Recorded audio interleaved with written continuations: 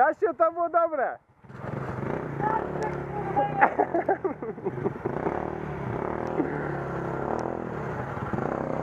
Artek idzie na wyciągarce.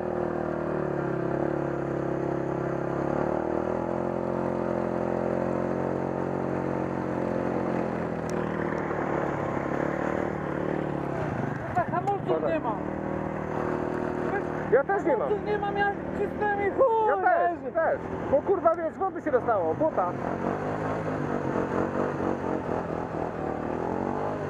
Nagrałeś mnie? Nagrałem. Jest to? Pięknie.